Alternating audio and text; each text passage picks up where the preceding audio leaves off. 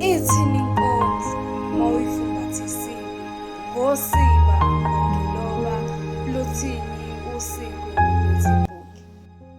Ngibingelele kwabalaleli nabasazolalela. Igama lami nguNobahle mbizane, waziwa ngoVali. Ngingowokudabuka endaweni yaseGqumeni esigodini saseBulwer. Njengamanje ngifunda ePholela High School. Yebo, ngingumbhali wezinkondlo ngiphinde ngihaye. Ngiqale ukubhala emabangeni aphansi e-primary. Ngonyaka ka-2022 imibhalo ngase sengiyibhala iba mningana. Inkondlo yokuqala engiyibhalile isihloko sithi yeka ngamaphupho ami. Angikaze phambi kwabantu ngaphefoma, kepha sahlanganyela kwenye i-poetry section ebesiba nayo esikoleni. Kuye kwaba lapho ngiqala ngihlanganyela nabantu, ngisebenza nabo, sifundisana ngezindaba zobuciko.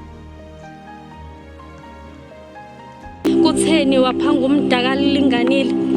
Okusempeleni nami uyangixaka ukuthi isibindi esingaka usithathephi, inhliziyo nonembezo. Akukuningi engikulindele engikufisayo, kepha ngifisa lukhulu. Njengamanje engikufisayo ukukhula, kube imibhalo yomvungelo ephilisayo, njengoba sazi ukuthi izinkondlo imibhalo ephilisayo, eyakhayo, efundisayo. Njengaleyo mbhalo ukuthi mase sihaya phambi kwabantu iwenze umehluko. Ngiyingxenye yezimbongi zomdabu, ngihlangane nezimbongi zomdabu kulo nyaka. Well, kushuthi besisanayo le poetry section lethu esikoleni. Omunye umbhemo abese ekhipha iposti yezimbongi zomdabu eyayikhona behlanganyela okwesibili onyakeni.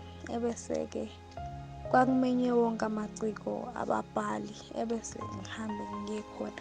Kwabilapho la ngihlangana khona nezimbongi zomdabu engikufisayo njengengxenye yezimbongi zomdabu. Izimbongi zomdabu, okay, ngifikile kuzona kwabikhaya. Bangifundisana okuningi ngembhalo yobuciko nebengingakwazi, bangenza ngaqaphela nokunye bengingakunakile.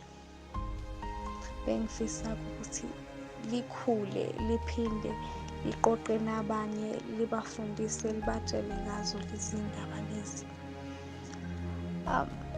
Amanye amathalente enginawo, cha, khona ngiyabhala nezindatshana nako ukuzibhala ama-short stories. Bese hayi nekhono ebhodini,